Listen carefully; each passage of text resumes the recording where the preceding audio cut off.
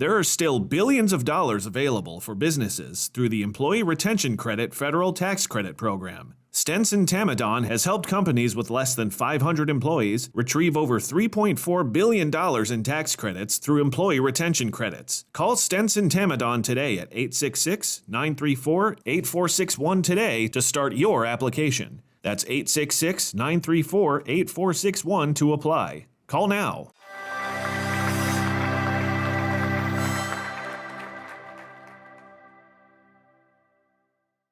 Welcome to the AutoSuccess Executive Spotlight. Today my guest is John McAdams. He's the Vice President of SocialDealer.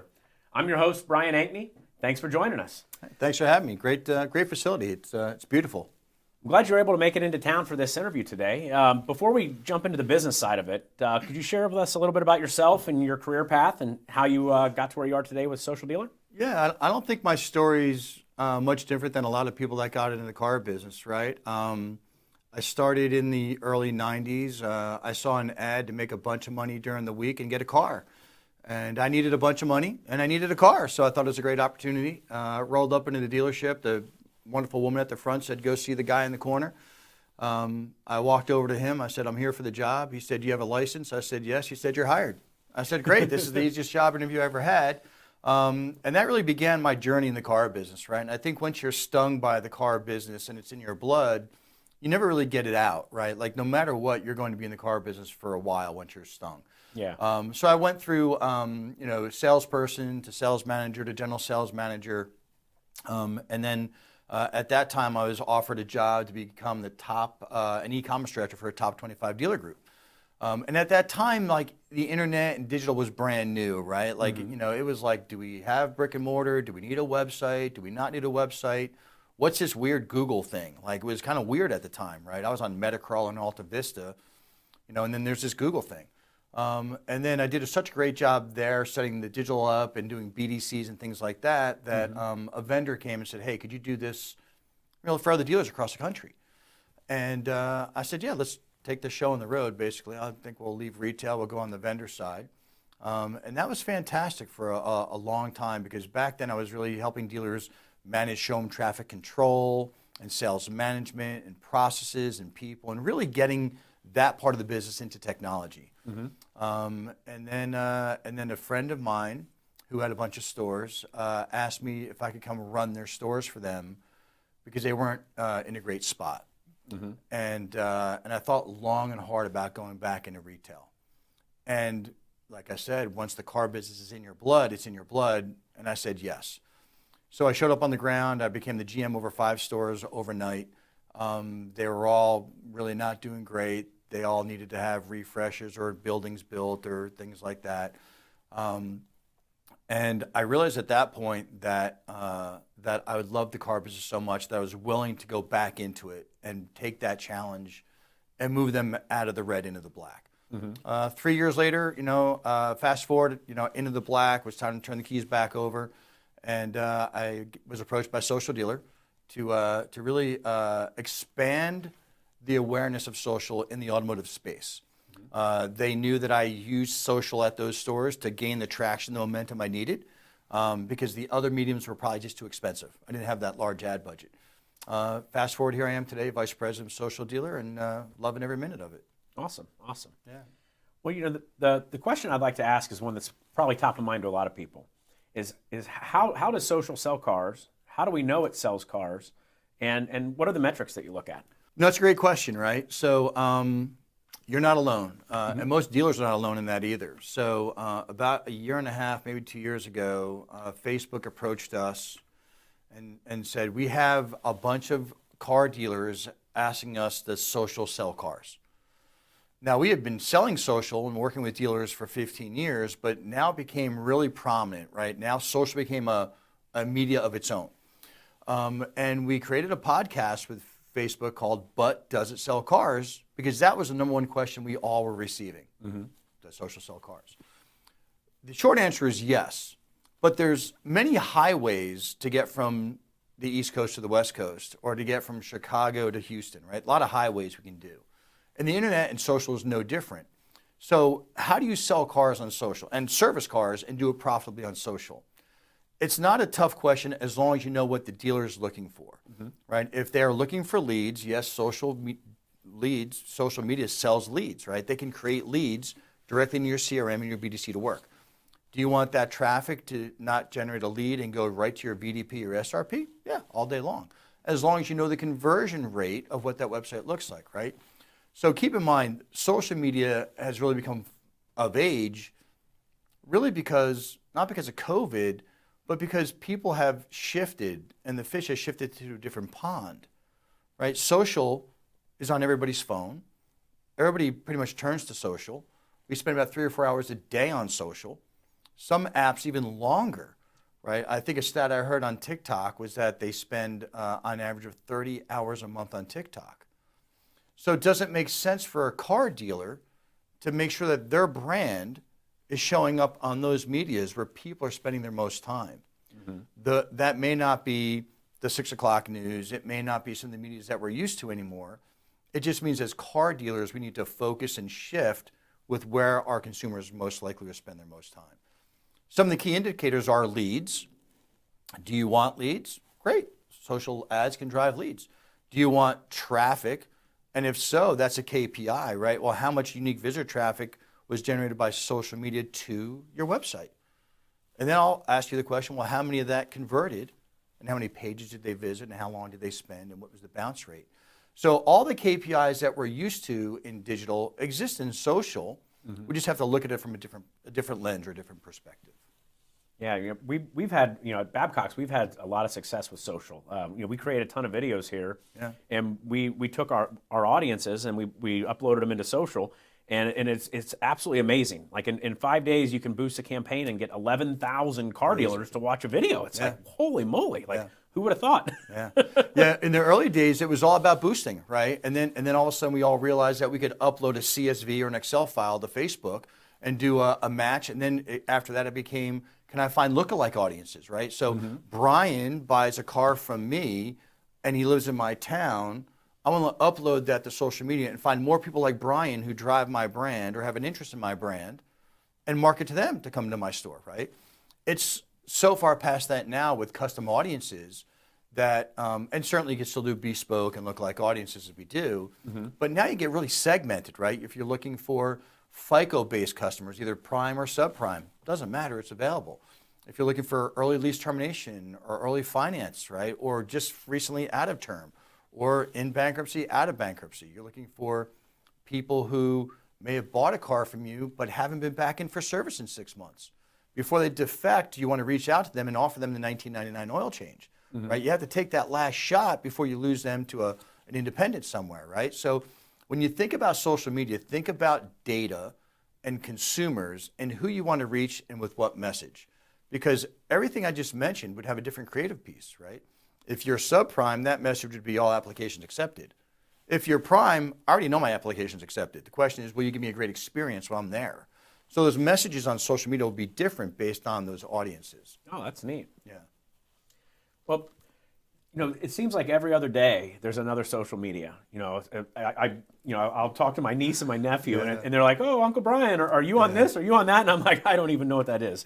There's so many of them now, and for a car dealer, do they need to be on all of them? And which ones do they really need to focus on? Like, which are the ones that you absolutely can't not be there? Yeah, another great question. I will tell you this. A long time ago, a manager at a car dealership who I look up to taught me something. And he said, John, never pre-qualify anybody who rolls up on the lot or you talk to on the phone. Because you don't know, that could be your next sale, right? So don't pre-qualify them because they came in a whoop-de ride or they look like they just got off the beach. Don't pre-qualify anybody, right? Make sure you go through all the steps with everybody in order to get to the road to the sale. Social is the same way. Do you need to be on every channel? I would say this. I'm on Facebook, I'm on TikTok, and I'm on LinkedIn. Those are my channels, right? So you should hit me on those channels. But there's a whole segment that's on Pinterest. For example, Pinterest is 85% female dominated, right? So although you won't find me on Pinterest, you'll find a whole audience on Pinterest. So now you say, okay, John, I need Facebook, I need LinkedIn, I need TikTok, and I need Pinterest. Well, what about Snapchat audiences, which are 18 to 42? Do I need those? Or, should I, put posts on Google business profiles? So it's not that you need them all, but it's not that you should shy away from them either, right? What I would probably caution dealers is don't run for the shiny lure channel today. Wait for it to get a little mature, right? And that maturity could come in a month, it could come in a year, but keep an eye on it, right? On the way here today or yesterday, I received an invite for somebody for me to join a new social channel that I had never heard of. And I'm in the social business. And I hesitated, and I said, well, do I need another channel or not? I already have these other channels, so I'm going to look at it for a little bit. I'm going to decide whether I personally want to be on that channel or not. But from a dealership perspective, you should be on what I call the big five. You should be on Facebook, which is tied to Instagram, right? They're tied at the hip. You should definitely be on TikTok. You should definitely be on Snapchat, and you should definitely be on Pinterest, right? The Twitters, the LinkedIns, they all have a spot, but those in particular are the ones that are driving the most eyeballs right now. And quite frankly, TikTok is dominating, right? Where Facebook was really, the prime player of the group, TikTok has come out of nowhere. It's the most downloaded app in 2022, right? It's got 500 million people on it. It's not something we should ignore as dealers, but I'm going to tell you each channel has its own demographic. So if I'm driving a really powerful sports car, I would probably have that on TikTok and Facebook because it's a cool thing. I get a video of a cool car running down the highway or on a track. That will not work on Pinterest because the demographic is different on Pinterest. What works on Pinterest is safety, features, reliability, things like that work on Pinterest, so they get pinned. So it's not important of whether you're in a channel or not. It's important to know what demographic is in each channel and then target your audience with the right marketing message so that it resonates with them so they can take action and come back to your store. That's more important than should I be on every channel? Because if you put the same thing on Facebook, forgetting technicalities, and you plaster them across 5 different channels, I guarantee you it will fail. It's not meant to do that, right? Every demographic is different. Facebook's different than TikTok, different than Snapchat, different than Pinterest, different than Instagram. So it's important to get the right creative message to the right audience on the right channel at the right time. Well, the TikTok really has taken over. I mean, 3 years ago when we would sell video, people are like, what do you mean I shouldn't have a 4-minute video? And I'm like, well, let's try to get it 2 to 3. Now I have people calling us all the time, hey, can you shoot a video, a 15-second, 30-second, and 1-minute version? And it's like TikTok really educated the entire world in a year. In a year. It changed everything. Well, Reels is trying to do the same thing, right? They're on the coattails of TikTok. But listen, I think everybody's time is important and valuable. And for me personally to spend 2, 3, or 4 minutes on a video, it had better be exceptionally great, which is not really the case for social media, right? It's very quick snippets of information or entertainment while I'm trying to do something else or while I'm waiting for something. So when I go back to the airport, I will probably thumb through my newsfeed and Facebook and certainly be on TikTok, right? If I'm not on the calls and doing my emails, which I always get done. But that's how we consume our entertainment, and quite frankly, some of us consume our news that way, right? So, so keep your videos short, keep them entertaining. You have the ability on some of these channels to upload your inventory to those channels. For example, Facebook and TikTok and Snapchat. It works really well on Facebook because it's more of a infotainment kind of a channel, right? Information-based Facebook. TikTok is 100% entertainment. Right? I probably don't need to see your 14 particular model vehicles in my feed in TikTok. But let's take, for an example, you're a Bronco or Wrangler dealer, right? Cool cars. They can have great videos of, climbing things, going through things great features and functionality. Those work well on TikTok because they're engaging 15, 30 seconds of entertainment for them. And at the end of that is where you put your dealership name at the post roll, right? Not at the beginning, because as soon as I see a dealership name in my TikTok feed, I just scroll past it. My best advice, make your ads not look like ads, right? Don't make your ads look like ads and they'll be very successful, at least on TikTok and Snapchat. You kind of answered my next question, but I want to ask it anyway because I'm curious.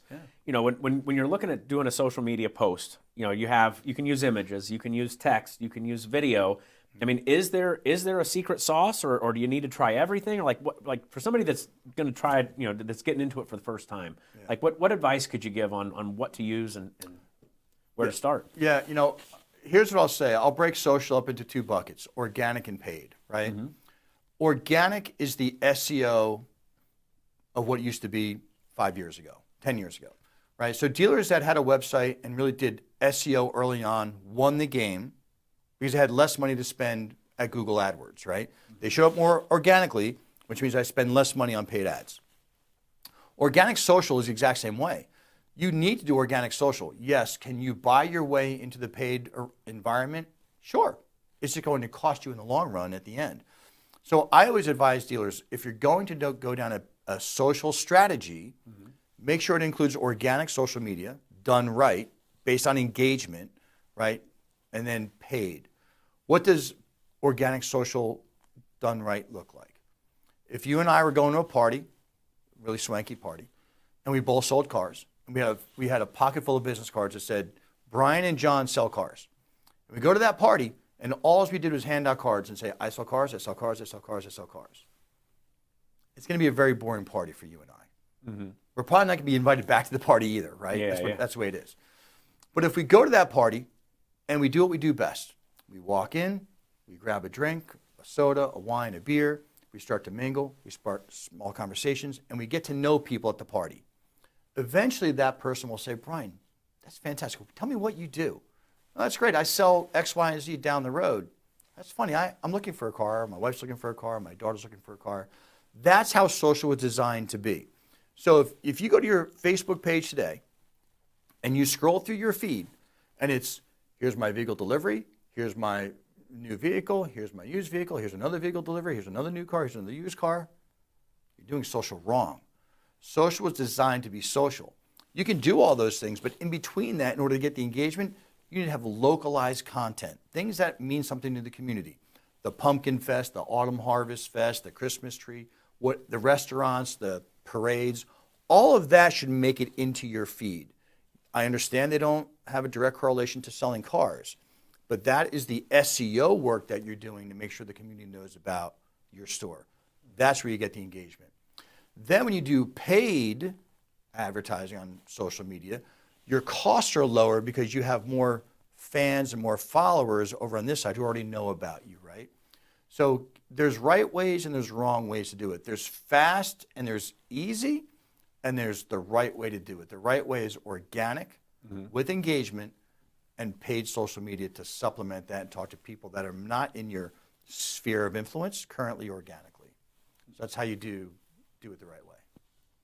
That's a great segue into the next thing I wanted to talk about. Do you remember the television show The King of Cars? Yeah. Oh yeah. Now Vegas. Sometimes when I look at social media, there are a lot of people that sell cars that remind me of that show all day, every day. They had the big gong, right? Yeah, they'd gong stuff, and remember they had a blue genie, and it was like a circus there. Yeah. Well, I look at social media and some of these dealerships, and some salespeople, and they have a lot of energy, and I actually enjoy this stuff. Yeah. But it reminds me of that show sometimes. And so my question is all the people in your dealership have social media, and your dealership has a social media.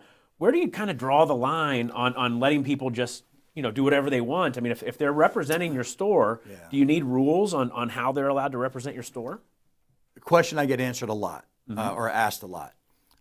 The answer is yes. You need to have rules of engagement in place for your employees when it comes to social media. Yes, they own their own channels. Individuals have a right to have their own Facebook page. But as an employee, I believe we have to project that dealership in the best light possible, right?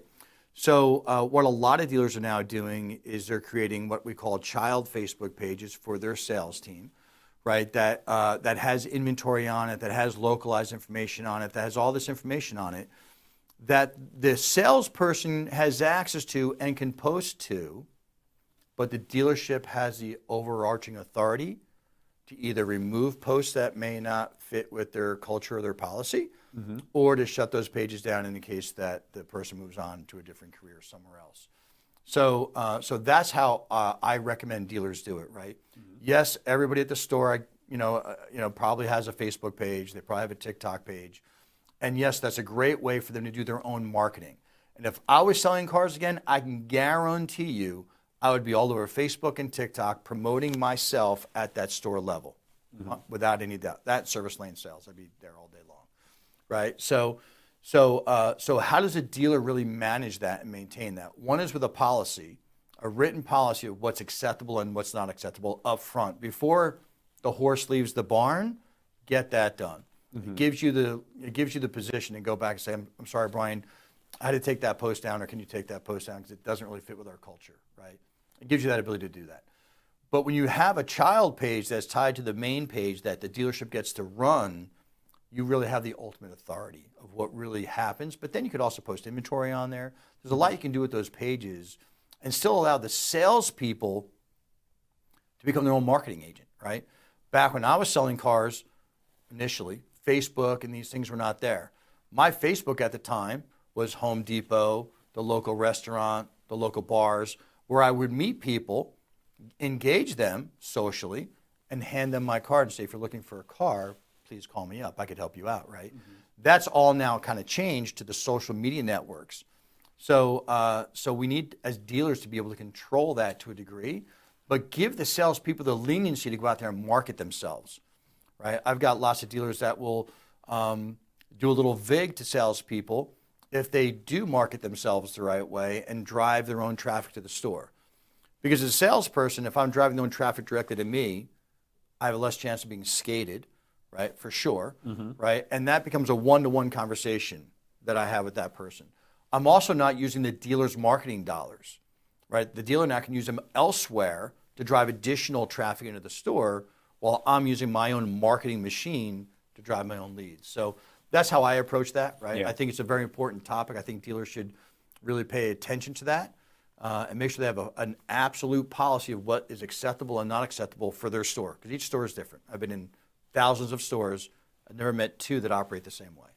Yeah, I would imagine that the lead that engages with you on social media, they probably feel like they have a relationship with you, and I would imagine if they're that the grosses are probably similar to what a referral would look like. You probably make more money. Yeah. Have you ever tried to negotiate with your friend to buy something? You don't. Like if they're selling a motorcycle or a quad or a car and you want to buy it, you're like, you want $25,000? I'll give you $25,000 for it, Brian, because we're friends. It's hard to negotiate with your friends.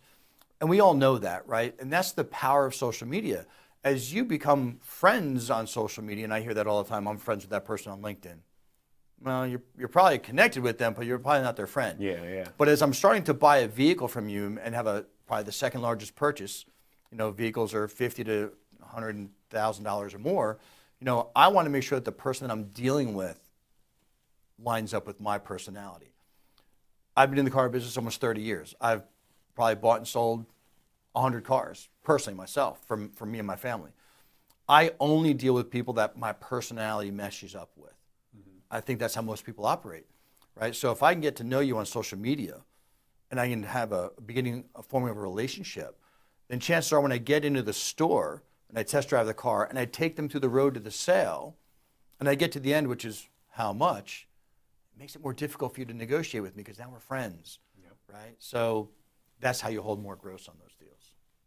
Cool. Now, with 30 years of experience in the car business, I don't have as much. I'm at 23 now, unless you count high school. It's a lot. Let's I count. I parked cars in high school at a dealership, but I'm sure you remember when the internet was coming around. This interweb thing, it's a fad. It's going to pass. Websites, we don't need one of those.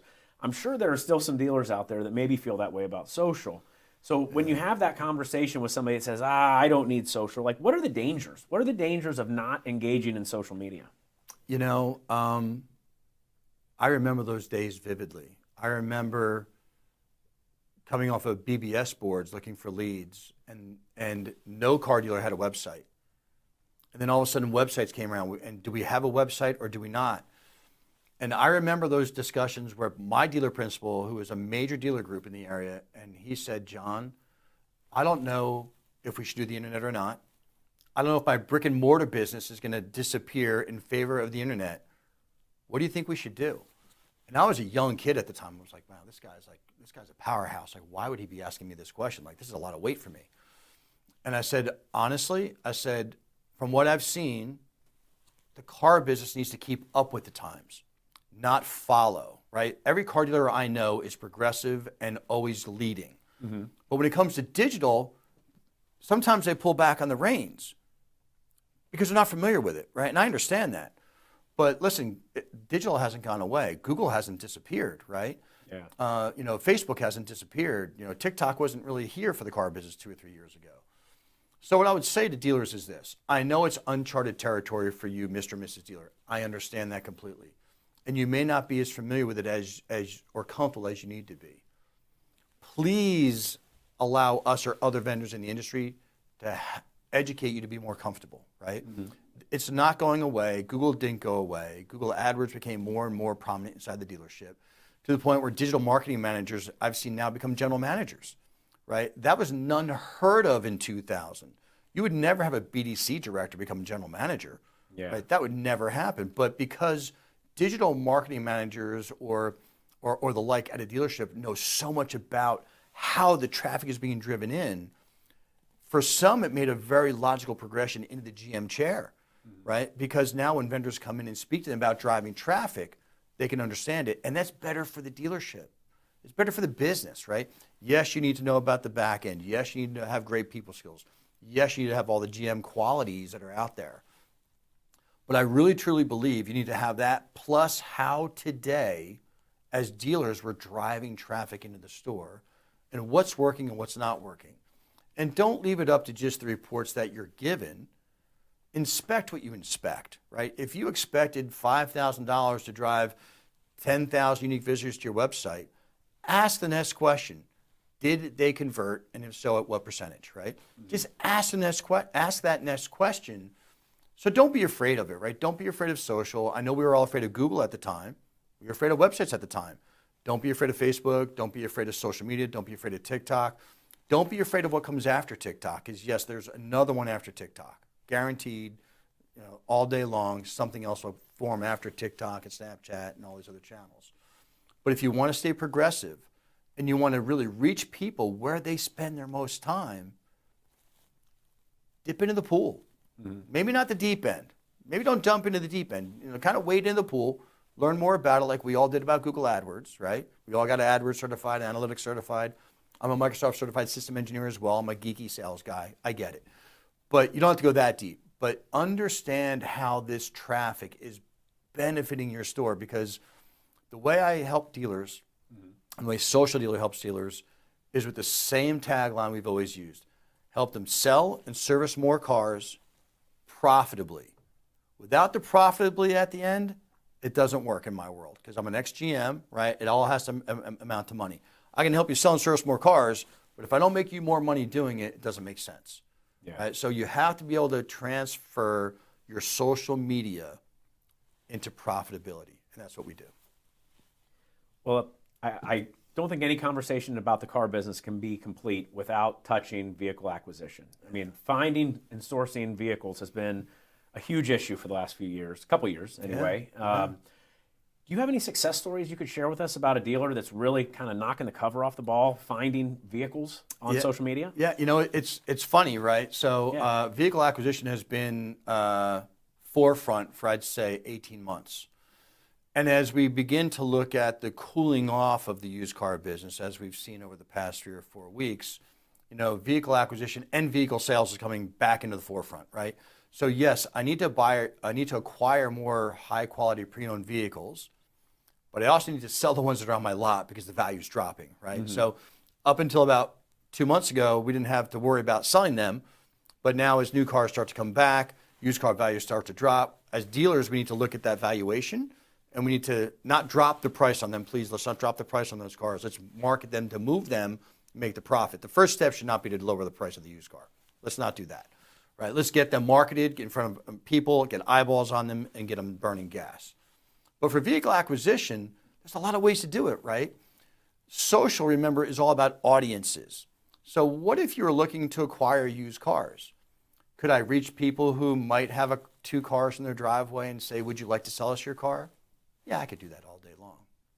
Does it make more sense to reach people who are currently selling their cars and reach out to them and say, hey, John McAdams Auto Group wants to buy your car. Highest prices paid, more than XYZ, $5,000 over KBB, whatever the price, whatever the tagline might be. So remember, I have audience data. So I have audience data for everybody who is selling their car currently on classified listings, Craigslist, OfferUp, Marketplace, right? If I was a dealer, that's where I'd start hunting. People who are currently selling their cars, not thinking they're selling their cars or predictively going to sell their car, but they are literally selling their cars. And let's take those people and market to them, but let's be smart. Let's go after the people that that own the cars that you sell the most of for the most gross, the fastest. You get that through reports, used car selling reports, turn reports. So if you know you sell these particular year, model, and makes the fastest for the most money, let's go find more of them. Put a message in front of them that you want to buy their car. Let's not go after the one that you have on your lot for 90 days and starting to get a little old. Let's not worry about those. We don't want any more of those. So use the data to your benefit that's out there. Just be smart with it, right? Like they're already selling their car. You know what kind of cars you want to buy. You know what kind of cars you want to sell. So let's go get more of those people in the funnel to come to your store so you can buy them. Now, here's an interesting twist on that. A dealer friend of mine who's also a client said, John, I want that data, but I don't want to retail out of them. So I sat there and I was like, where is this guy going? Like, I don't know where he's going with this. Like help me out. He said, I want to buy everybody who's selling a used car between $1,000 and $12,000, maybe $15,000. I said, okay, I'm following you. I said, but you're not going to retail them. He goes, I'm never going to put them through the shop. I'm going to wholesale them back out. I'm making an entire wholesale division, a profit center of my dealership by buying lower end used cars and then wholesaling them back out. Maybe $800, maybe $1,000 a copy, right? And if he does 50 of those a month, he's got $50,000 in net profit. Oh, wow. Remember, nothing goes through the shop, no safety check. I'm literally just taking them in, flipping the title, and get rid of them again. Back when I was a GM, if you made that kind of money on wholesale, something was wrong. There's something wrong inside the dealership if you're making $50,000 a month in wholesale profit, right? Today, because of the situation we're in, that's a whole new profit center. So you could use social to do the same thing. Same people selling their cars. Instead of the retail cars, you now want to go after the wholesale market, right? And then wholesale them back out again. So we have dealers do that all the time now. And then remember, because the used car market is kind of taking a dip right now, right? We all know that. It's not hidden. It's important to use social media to move those cars. So a lot of people will speak to GMs or owners and say, Mr. Owner, Mrs. Owner, what's the oldest car you have on your lot? Let's get that one moving and burning gas. I fully agree, by the way. But let's also find the most expensive car that you either couldn't get on a floor plan or is on floor plan used, by the way, and let's get that one off the books, right? That's as critical or as important as the car that's been here 90 days, right? Because if you didn't put that car on floor plan, let's say for whatever reason it's a $90,000 car, that's hard money out of the bank. Yeah. That's hard money out of the bank, right? So I need to move that one more than I need to move the $12,000 car that's been here for 45 days. From a financial cash flow perspective, that makes more sense. So that's how and our team educates the dealer. Like, yes, we have access to all the inventory. We know what the age is. We have a process to get rid of those old cars that are new or used. But let's also look at the ones that are maybe have the highest dollar value, cash flow value to the store. Let's get the eyeballs on them and move them out as well. So I believe in vehicle acquisition 100%. I think we should still do vehicle acquisition. I think we should definitely sell what we have on our lot. And if it's getting a little old, let's get rid of those, but let's get the eyeballs on them. Let's not make that first move to drop the price. Let's not do the easy thing, drop the price. Let's get the eyeballs on it and then move the car and make the gross that we need to off of that car before we just drop the price. John, is there anything else you'd like to share with our audience before we go? I'd say, Brian, I know social media in the car business is still relatively new for a lot of people. And we talked about it before. Don't be afraid of social media. Don't be, right? And we were all afraid of Google when it got here and AdWords and things like that. But, in my perspective, and SocialDealer has been around for well over 15 years now. And social media has really come into the automotive space about 3 or 4 years ago. It's on fire. It is literally on fire, and dealers can literally be using social media to drive lots of traffic and eyeballs. Just make sure you get good advice on it, right? Make sure you're with somebody who understands social from an organic and a paid perspective. Make sure that you have key benchmarks and KPIs set up in advance, right? Let's not wing it and say, John, will this sell me 15 cars? Let's stop that. Let's talk about traffic and leads and cost per click and cost per thousand, and how many cars did I sell, or how many ROs did I write on top of it, or how many more lines per RO did I write, because I now started marketing to people who declined work 2 weeks ago. You came in for an RO. I said you needed brakes and tires. You declined the brakes and tires. You had the windshield wipers replaced. Well, let's market to those people on social media that now's a great time as we move into the season to get brakes and tires, right? Are you able to target them? Yeah. Really? Yeah. We have full access to DMS. So if I don't, like, I come in and I don't get the tires done, but you recommended it, you're able to target me as an individual with a message that says Brian, not Brian, but that says come get your tires. Yeah, not Brian, but you go into an audience, what we call declined work, because in the DMS, when you decline a line, it shows up as declined work. Many dealers will have a service BDC, and some people don't have a service BDC, and those declined work items never get touched. They just float into the abyss. Why not, we have access to the DMS, it automatically flows into our system, so why not just take those people that fall into that category for declined work, you tell us what declined work you want us to market to, and then they get the message, hey, now's a great time to come back and we have a buy 3, get 1 tire free special, or a $99 brake special, whatever the special may be. But that's a huge opportunity for dealers in fixed ops or recalls, right? Open recalls have access to as well, right? So when you really think about it, social has the ability to speak to pretty much anybody in your DMS at any point, but as well as conquest. Because I know everybody who's driving your brand in your market that doesn't do business with you, right? So when you really start thinking about social, think about audiences. Think about how you would do this if you were, 20 years ago. How would you market to John driving my brand in my development but doesn't have my license plate tag on the back? Like, that would drive my dealer crazy. Like, she would walk in, she's like, John, I drove to the end of the block, and that person is driving my brand but doesn't have my tag bracket on it. I'd say, well, how do you expect me to fix that, right? The way to fix that is make sure that they know about the dealership, and they know that about the brand, and they know about the great service you're going to get when you go there, so that they want to go there. Because that is the key, right? It's all about customer experience at this point. It's not about, I can't find that particular vehicle anywhere else. Maybe now with inventory shortages. But Google leveled that playing field, right? Websites leveled that playing field. OEMs leveled that playing field. If you're looking for that exact model, I'll tell you which store has it. Even if it's 5 stores away, I'll tell you which store has that. But one thing I learned early on, working at that top 25 dealer group, was this. I thought everybody knew our name. Like, we get blinded by that. I thought everybody knew the name of my dealer group, right? I was like, everybody in the entire world must know about this dealer group because we're a top 25 dealer group. If I went 50 miles west, you know what they didn't know? They didn't know my dealer group, and they have no idea what brands of cars I sold, right? So we need to understand that that's the consumer's mentality. It's not so much the name of the dealership or the brand. When they're ready, they'll select your brand, and then they'll select your dealership.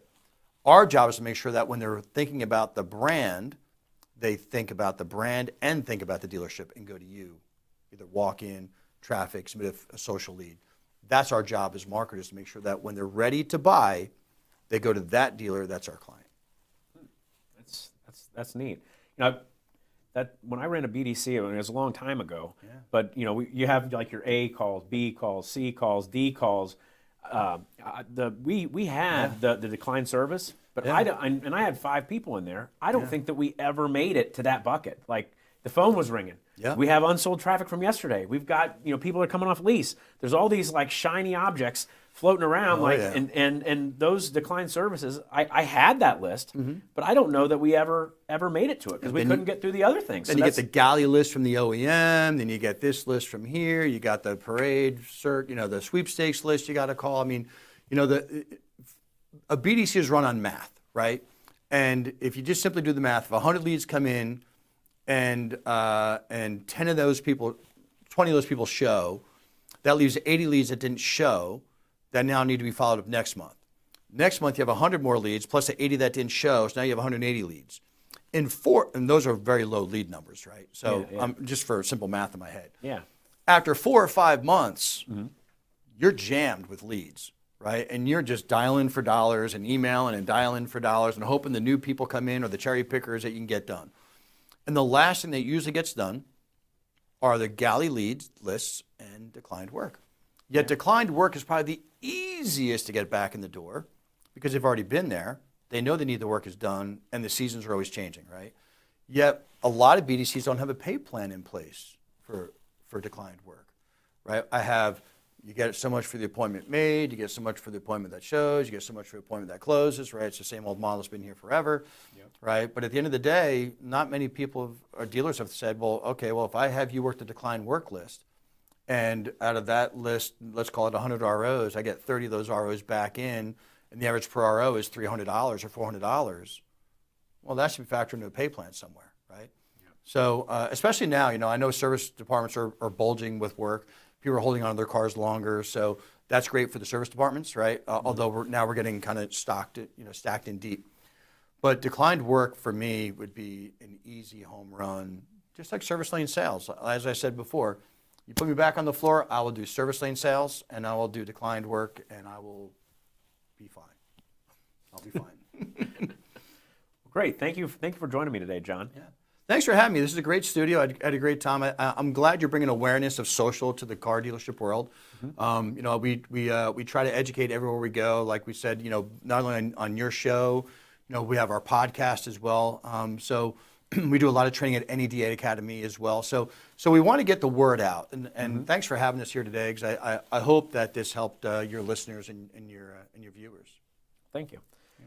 Thank you for joining us today for this AutoSuccess Executive Spotlight. Today my guest was John McAdams from SocialDealer. Hope to see you again soon.